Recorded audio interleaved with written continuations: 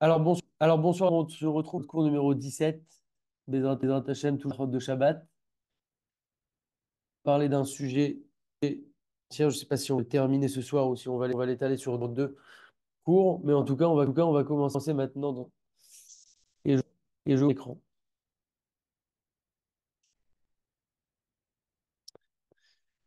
Très bien. Alors, Kriyat Torah, concernant non, Mechirat Mitzvot, la vente des mitzvot. Moutar limkor be Shabbat et petichat ha'echal ve'aliyot la Torah, il est permis de vendre à Shabbat l'ouverture du Echal et les montées à la Torah. ובלבד שהכסף ילך לצדקה בית הכנסת וכיוצא. À condition que l'argent, bien entendu, aille pour la ou pour l'entretien, le maintien de la synagogue, tout ce qui va ressembler à ça. Ça. Gam, on me dit coupe, mais est-ce que il y a d'autres gens pour qui ça coupe ou il y a un problème? Problème de son. Ok.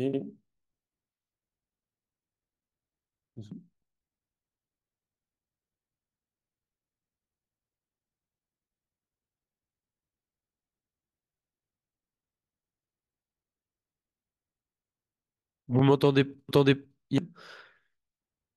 Là, c'est bon ou il y a un autre problème?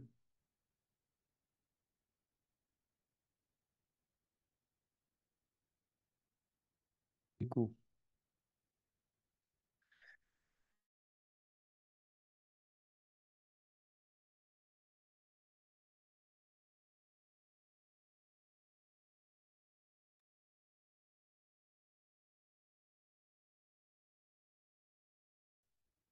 Euh, Une seconde, hein, je réfléchis, d'accord?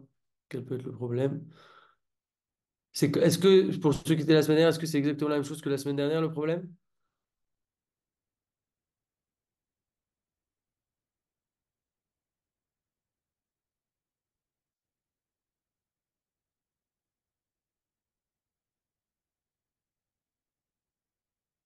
Est-ce que c'est le même problème que la semaine dernière ou pas du tout? Je vois que les messages, hein, j'entends pas le son. Sinon, attendez, je vais réactiver les sons juste pour comprendre, parce qu'il faut pas qu'on se plante cette fois. Vous pouvez réactiver les micros, si quelqu'un peut m'expliquer ce qui se passe.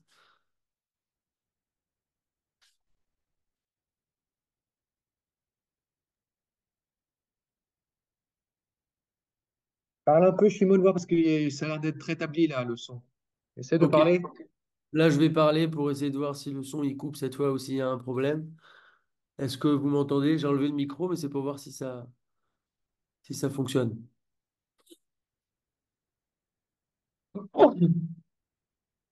Si vous m'avez entendu éternuer, ça marche. La brioute. Merci. Là, c'est bon, ok. Regardez, si chacun peut couper lui-même son micro, comme ça, s'il y a le moins de problèmes, vous me parlez. Parce que sinon, je vais pas voir les.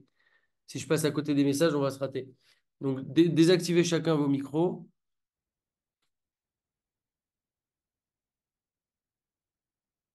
et on y va. Ok, go. Bon, vous comprenez qu'on a pris un peu de retard, hein. Ok, Kriyat Torah.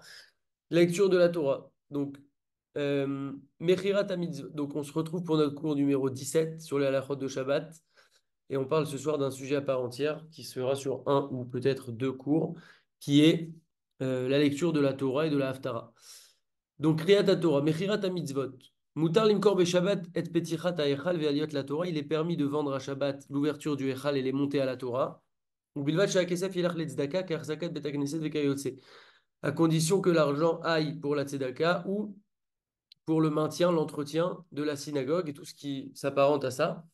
Ve'agam she'asur la'asot mekach ou memkar beShabbat afilu et mitzvah. Hein. On pourrait se dire, mais c'est interdit de faire du commerce, de la transaction à Shabbat, même si c'est pour une mitzvah, mais dès que c'est une transaction, on a un problème.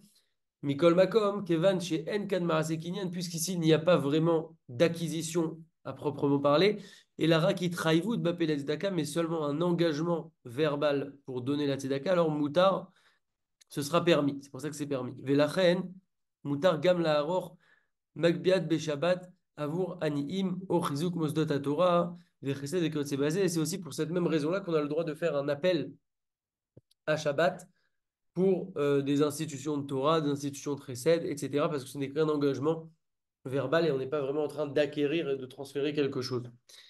Sicha betela. Izaru be'et mechirat à mitzvot. Il faudra être vigilant pendant la vente des mitzvot. Chez l'eau. Ah oui, pardon. Au passage, sur le point qu'on a dit juste avant, est-ce qu'on peut déduire du maaser, par exemple, des mitzvot?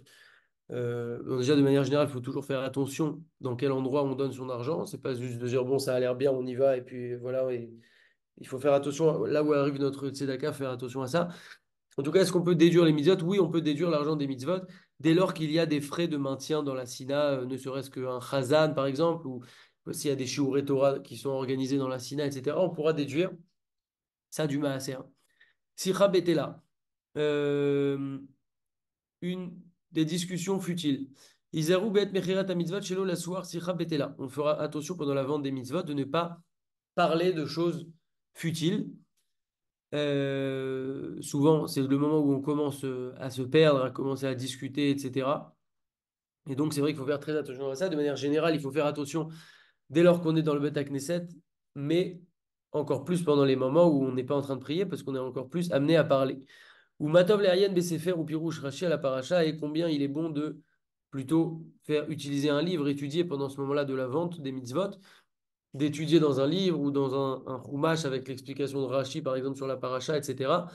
Ou Meidach lo yarich hagabay b'mechirot, et également pour cette raison, le gabay, le responsable de la synagogue, ne devra pas trop se prolonger et s'étendre dans la vente des mitzvot.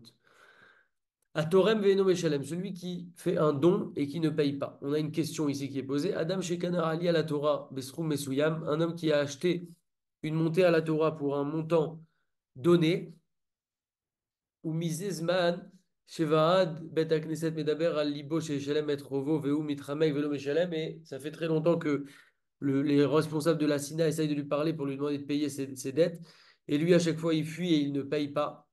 Aïm mutar limnoa meno kibutzim ver aliot la Torah, ad sheshalem et rovo.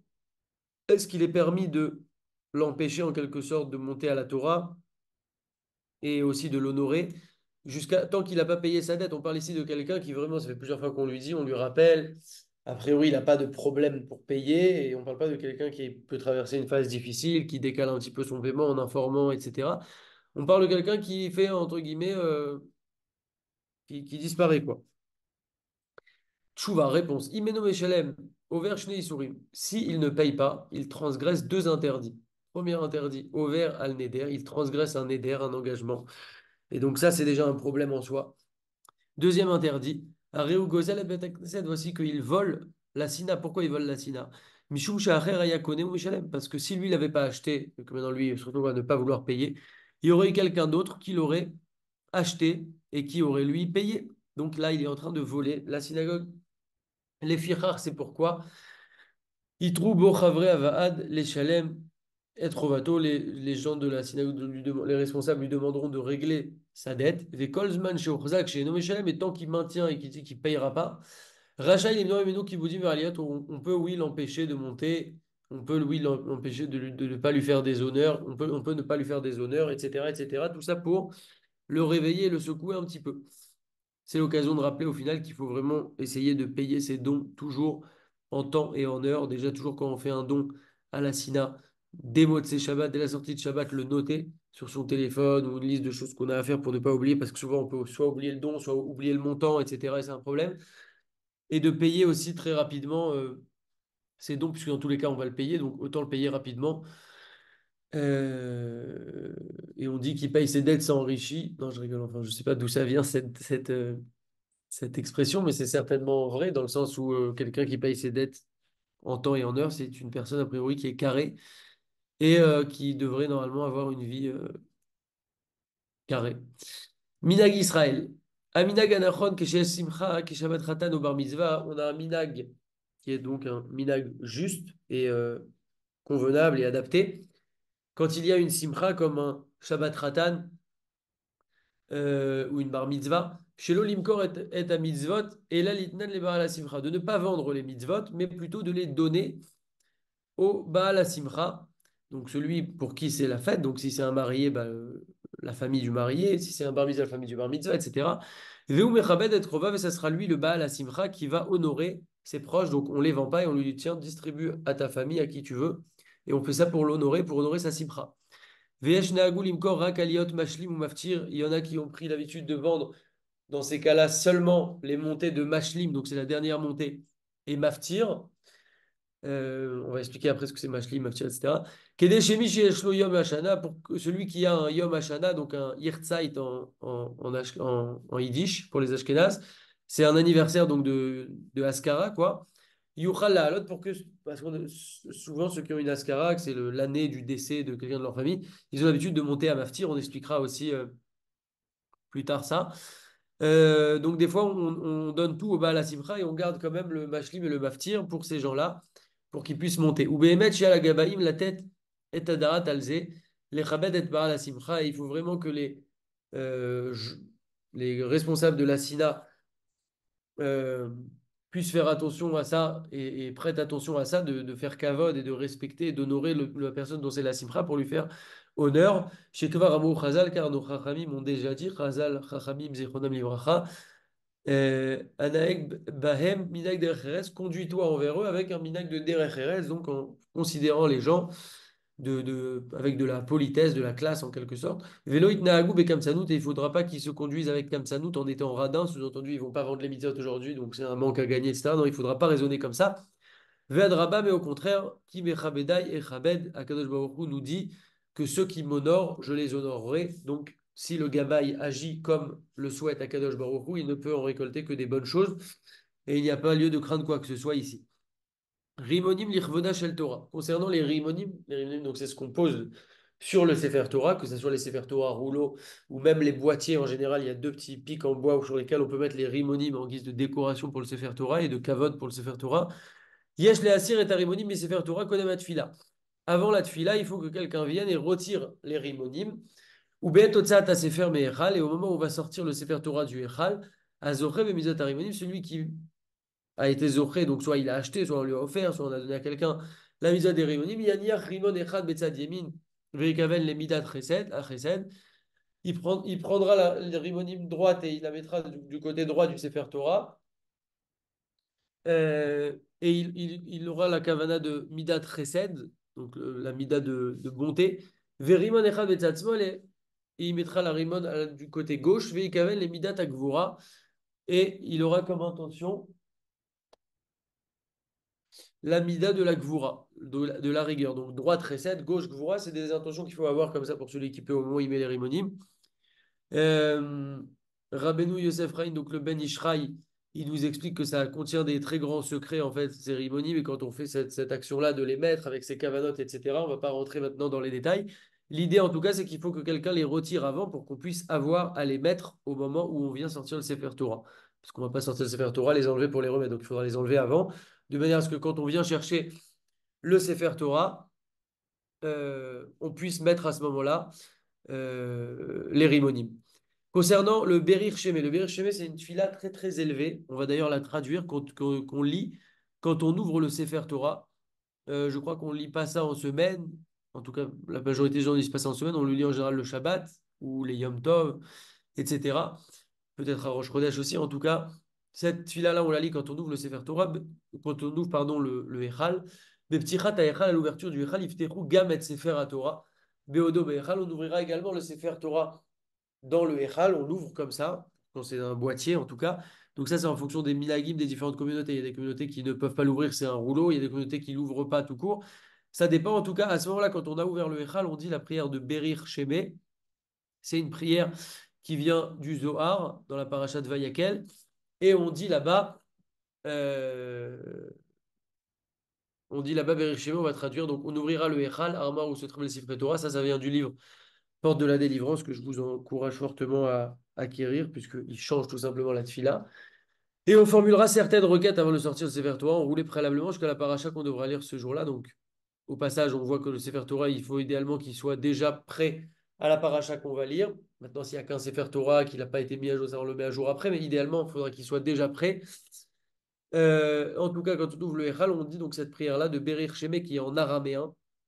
Et on va la lire rapidement, c'est magnifique. Écoutez bien, comme ça, vous pourrez la faire dès Shabbat. J'ai un doute si on fait ça en semaine, mais à vérifier, mais je ne crois pas qu'on fait ça en semaine.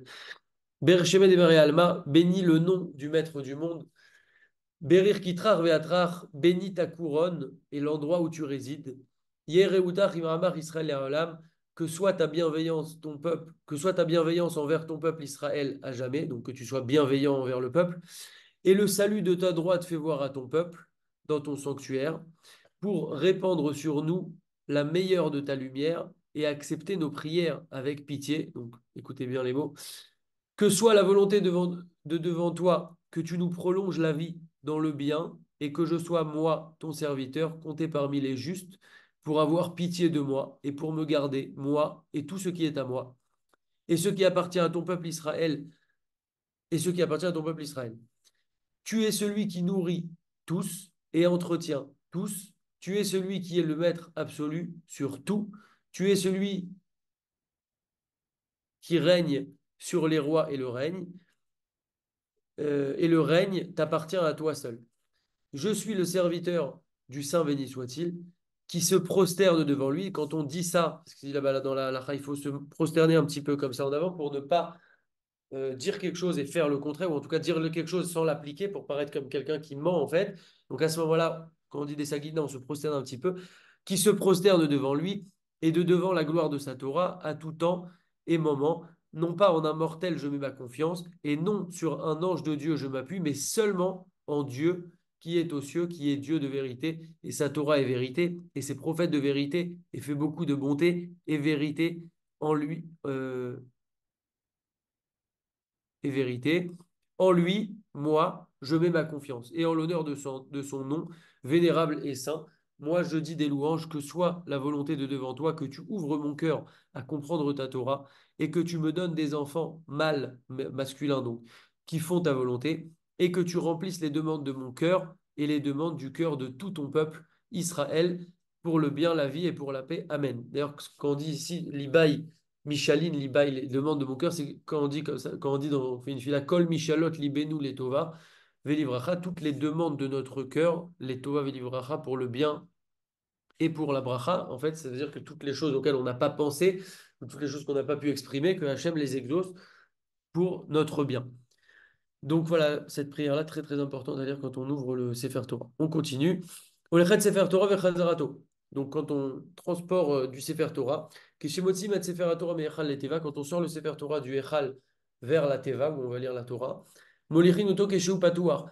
On le fait avancer comme ça pendant qu'il est ouvert. Moi ici, j'ai déjà vu ça ici dans plusieurs synagogues à Yerushalayim. Après, il y a des synagogues qui n'ont pas l'habitude de faire ça, mais en tout cas, il y en a qui ont l'habitude de marcher aussi directement avec le Sefer Torah ouvert. Mi pene sheaz mitgalin orod ruchanim, parce qu'à ce moment-là, dès lors qu'il est ouvert, se dévoilent des lumières spirituelles très fortes. Venim shechet ahara kedusha le mistaklim beotiot, et cette lumière-là de kedusha va venir se prolonger sur les gens qui vont regarder les lettres du Sefer Torah. Cette lumière va s'absorber en eux en quelque sorte. Vegam yarzirou le echal kshupatoar, et pareil sur le retour, on le ramènera au echal en étant ouvert. Chez Gaz, An, Nimshechet, Ahara, Kedusha, les Mistaklim et Otiot, pareil, il y a une Kedusha, un éclairage de Kedusha, de sainteté, quand les gens regardent les lettres. Vechen, Yarazu, Keshemotzim, Shne, Sifre Torah, et on fera exactement la même chose quand on sort de Sefer Torah. Vechen, Ayamina Koda ou Pashut Yerushalayim, c'est ce qu'on avait comme habitude avant à Yerushalayim, ou Vechol Eret Israël, et dans tout Israël. Vechen, Naag, Maran, Arishon, Letzion, Rabbeinu Ovadia Yosef, et c'est ainsi qu'agissait Rav Ovadia Yosef. Après, il y a des SIDA où ils ont l'habitude de le faire en étant fermés, donc c'est pas la peine d'aller faire des histoires, du moment que chacun a sur quoi s'appuyer. En tout cas, selon Rav Ovadia, il faudrait transporter le Sefer ouvert. Agbat Sefer Torah, donc la Agba'a, c'est quand on lève le Sefer Torah, c'est une très très belle et grande mitzvah. Beigio la Teva, euh, je sais pas si c'est une mitzvah à part entière la Agba, en tout cas, c'est une très belle chose.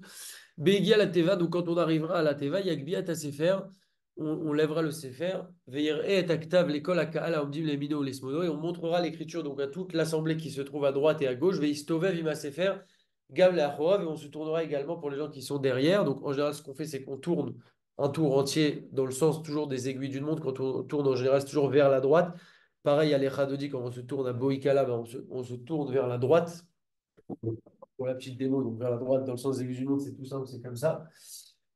Et ou mitzvah al kol anashim ve'anashim shebezrat nashim liroot et aktav velichwa meat l'ifne à Sefer. Et c'est une mitzvah donc pour tous les hommes et même les femmes qui sont dans la Ezrat Nashim, l'espace pour les femmes, de voir l'écriture du Sefer Torah, velichroa me'at l'ifne à Sefer, et de se prosterner légèrement comme ça en direction du Sefer Torah.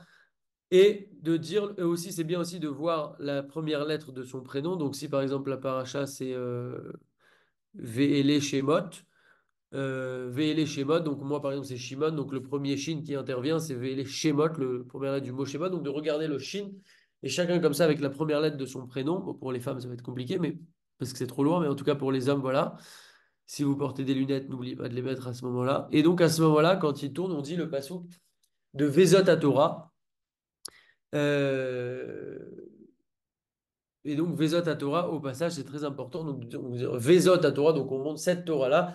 Asher Sam Moshe, l'Ifne Bene Israël, Kami Moshe Rabbeinu, qui a placé Moshe Rabbeinu devant les Bene Israël. L'Ifne Bene Israël, Alpi Hashem Beyad Moshe, de la bouche d'Hachem dans la main de Moshe Rabbeinu, dans la main de Moshe. Alpi Hashem Beyad Moshe, Torah Temet Natan Lanu, une Torah de vérité Nathan Lanou, il nous a donné. Torah Temet Nathan Lanou, Torah Temet Nathan Lanou.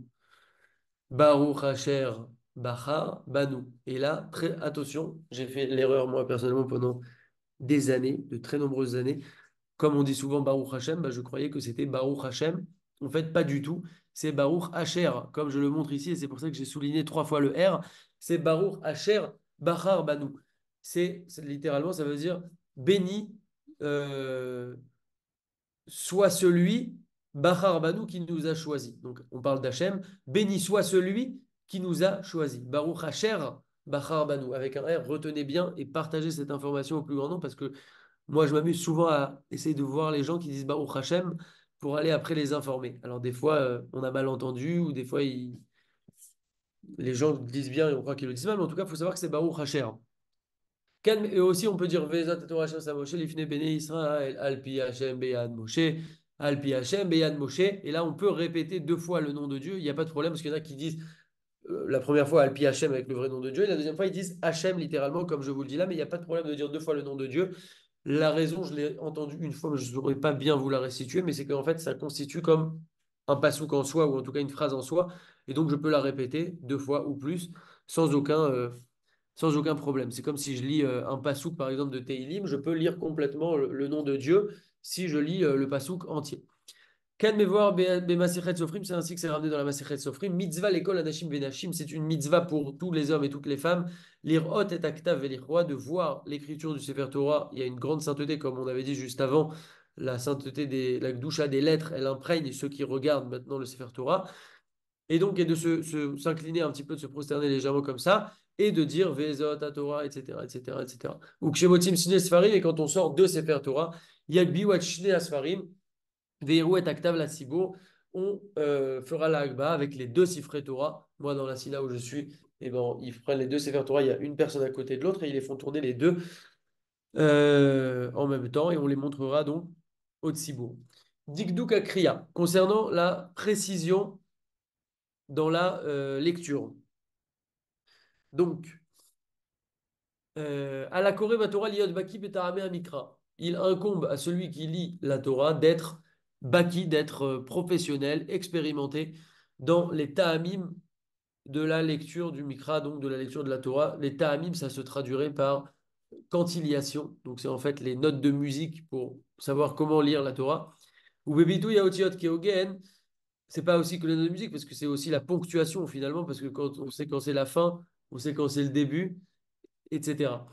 Vélo yachlif ben Aleph les Haïn, et il faudra pas interchanger entre un Aleph et un Haïn, inversé quoi. Si c'est un Aleph, on doit le dire comme un Aleph, si c'est un Haïn, on doit le dire comme un Haïn.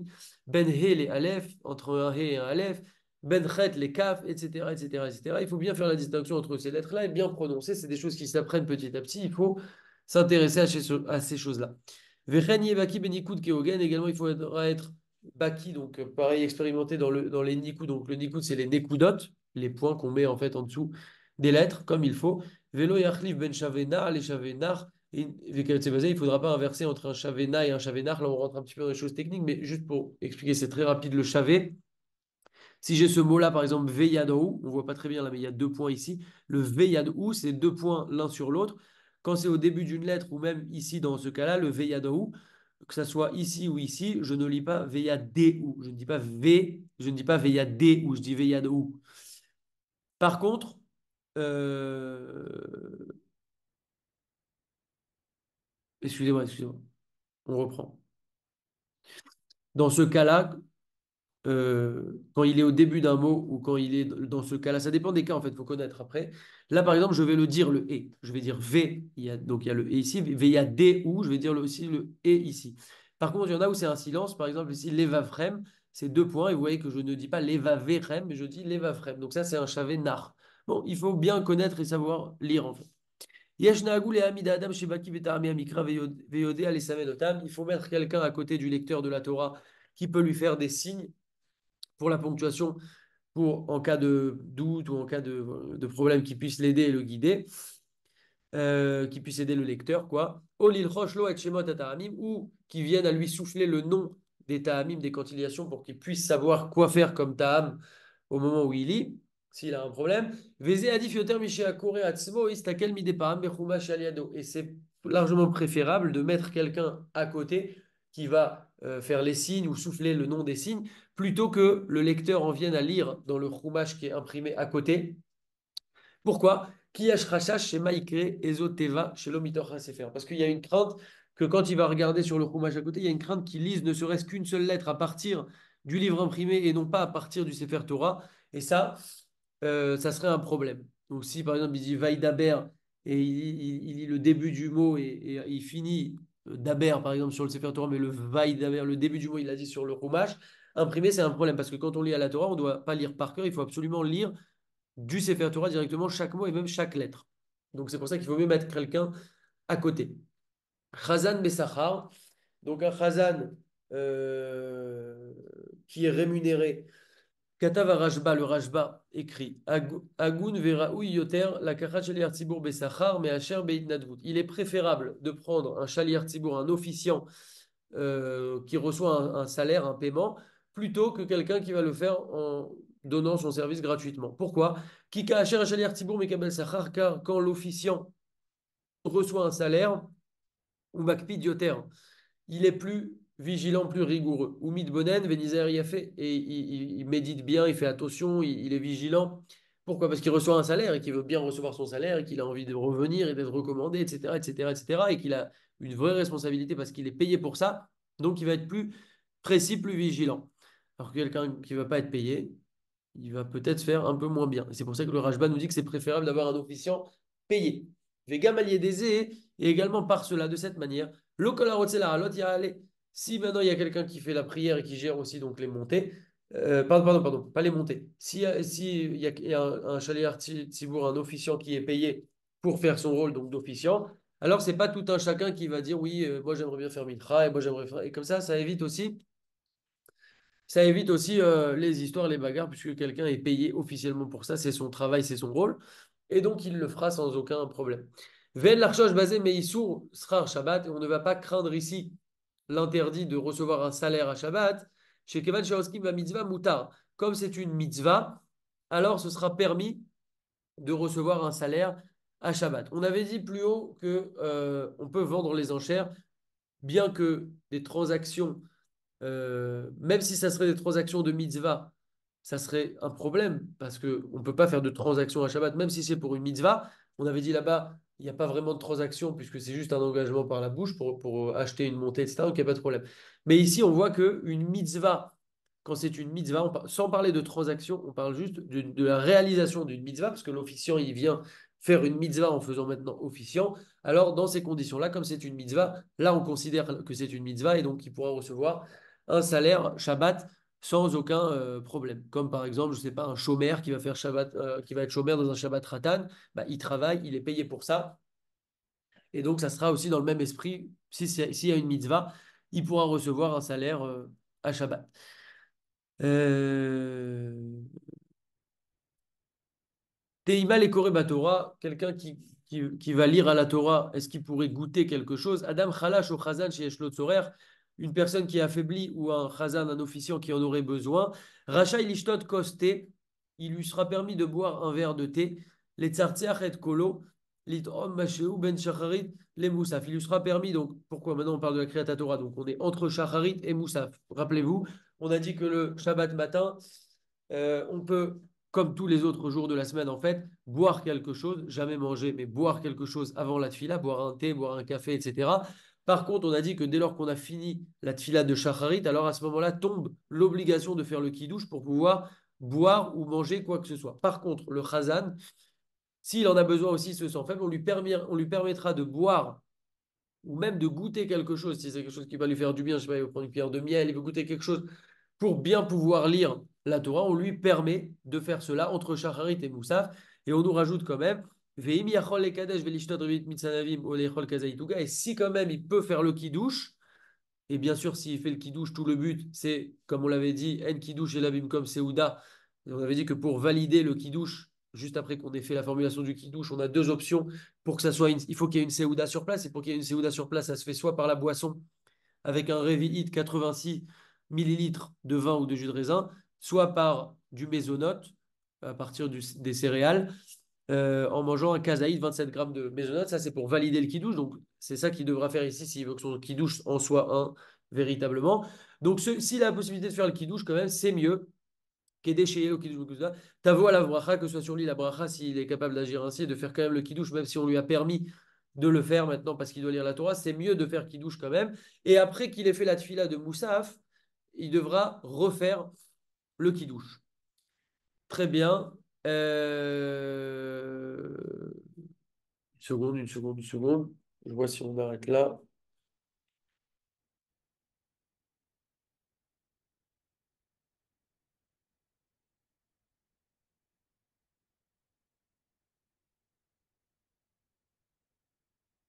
Très bien. Euh, juste un petit mot.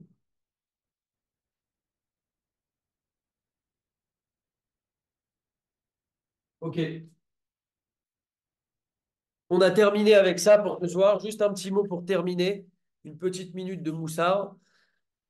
Juste la semaine prochaine, Bezrat Hashem, on verra donc la suite et la fin de ce cours sur la lecture de la Torah. Et on verra également la lecture de la Haftara. Et on devrait terminer la semaine prochaine, Bezrat Hashem, ce sujet-là. Bien, juste un petit mot de Moussard pour terminer. On avait dit qu'on essaierait de dire une petite minute. Donc le cours est fini. S'il y en a qui veulent se déconnecter, vous pouvez. Comme on avait dit, on est dans la période des Shovavim. Les Shovavim, période propice. On est déjà dans la troisième semaine, Bezrat Hashem, période propice à la réparation des fautes de débauche, tout ce qui est lié à la Brit Mila, etc. Et donc, il faut vraiment profiter de cette période-là. On essaiera d'organiser un cours comme on le fait depuis 3 ans pour pouvoir apprendre des choses concrètes, techniques, etc. Je me pose aussi la question de faire peut-être un petit groupe spécial pour cette période parce qu'il reste encore 5 semaines et d'envoyer peut-être tous les 2, 3 jours un petit audio d'une minute ou deux. Je ne sais pas, je suis en train de réfléchir à ça. Dites-moi au retour là-dessus si vous pensez que ça peut servir.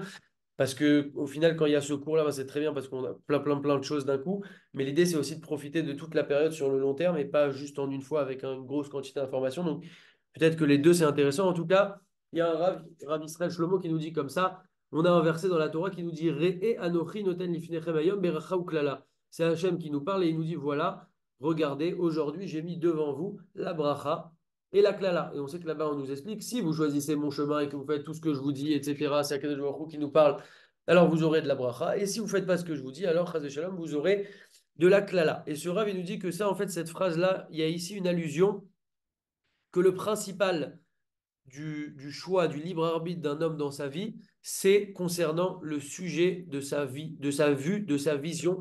Et tout est basé en fait sur le regard et sur les yeux et ce qu'on va regarder et sur la sainteté de nos yeux et à quel point on fait attention. Et d'où il nous dit ça? Il nous dit bah, ça parce qu'on nous parle ici d'un sujet de vie, parce qu'on nous dit bracha ou klala, donc voilà ce que j'ai mis devant vous et choisissez votre chemin. Et qu'est-ce qu'on nous dit? On nous dit réé. On nous dit réé, donc voyez avec vos yeux. Et donc de là, ce Rav nous dit à quel point la Shmirat Enaïm est quelque chose de très important. Et sinon, un autre petit point général de Moussard pour terminer. J'ai vu ce magazine, la Mishkan Shilo, je ne sais pas si vous connaissez. En France, ça ne doit pas être très connu. Et il nous dit ici, en fait, ils peuvent, les gens qui veulent, ils peuvent prendre cette feuille et cocher ici ce qu'ils veulent et l'envoyer par mail ou par téléphone.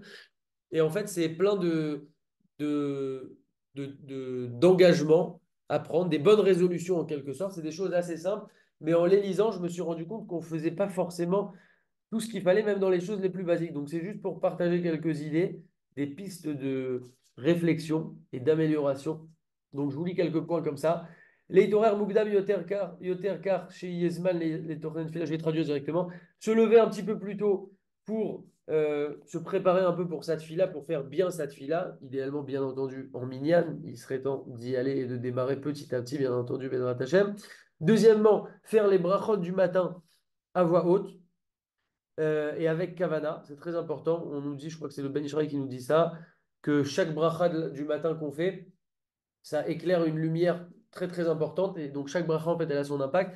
Et c'est très important aussi de les lire à partir d'un livre, même si on les connaît plus ou moins par cœur, pour ne pas se tromper dans l'ordre et pour avoir de la Kavana. Donc il nous dit ici de les lire à voix haute. Et si on a la possibilité de les lire devant quelqu'un qui va pouvoir répondre Amen, alors c'est encore mieux. Je ne vais pas faire tous les points, hein, j'en lis encore deux, trois, on essaiera peut-être de continuer une autre fois de lire Asher Yatzar à partir de quelque chose d'écrit. Donc moi, par exemple, à côté de mes toilettes, j'ai Asher Yatzar. Je vous avoue que jusque-là, je le fais par cœur, mais peut-être qu'il faudrait que je le lise sur le texte, c'est encore mieux. Et en plus, c'est un texte qui est traduit comme ça. Ceux qui veulent, je peux vous l'envoyer si vous voulez l'imprimer. Euh, et aussi d'avoir l'intention, chez Anis Sameach à la Briut Titana, d'avoir l'intention, on sait que la Asher Yatzar, on avait fait un cours sur ça, c'est le cours numéro 5 des cours de Sédérayum de la journée classique d'un juif. On a vu que c'est une grande ségoula pour la santé, pour être en bonne santé, éviter tout un tas de maladies, de faire le Hachem et donc d'avoir cette kavana que je suis content d'être en bonne santé, que Hachem m'a donné une bonne santé, et aussi que cette prière que je fais maintenant de Hachem que ce soit pour la réfoua chez les de tous les malades du Ham Israël. C'est quand même magnifique, puisqu'on avait dit que c'est une ségoula pour la réfoua, mais on n'avait pas forcément pensé que ça pouvait aussi être pour la réfoua chez les de tous les malades. Hacher Yatzar, on le fait pour les gens ayant un transit et une consommation alimentaire normale entre, je sais pas, 3, 4 et 7, 8 fois par jour. Donc, c'est une grande possibilité qu'on a. En fait, c'est dans des actions toutes simples qu'on fait forcément tous les jours. C'est ça que j'ai aimé dans toutes ces décisions. C'est des choses qu'on fait vraiment tous les jours en général. Et donc, voilà. Donc, se lever plus tôt pour se préparer pour la tefila. Faire les brachot du matin à voix haute et avec kavana et à partir d'un livre ou de quelque chose d'écrit. Et de faire la Shariat avec concentration en étant content d'être en bonne santé et en pensant à la Refoua Shlema de tous les malades du Ham Israël. Donc, on essaiera de lire les autres points par la suite pour ne pas prendre trop de temps non plus. Je réactive les micros. Chazak à tous. À la semaine prochaine.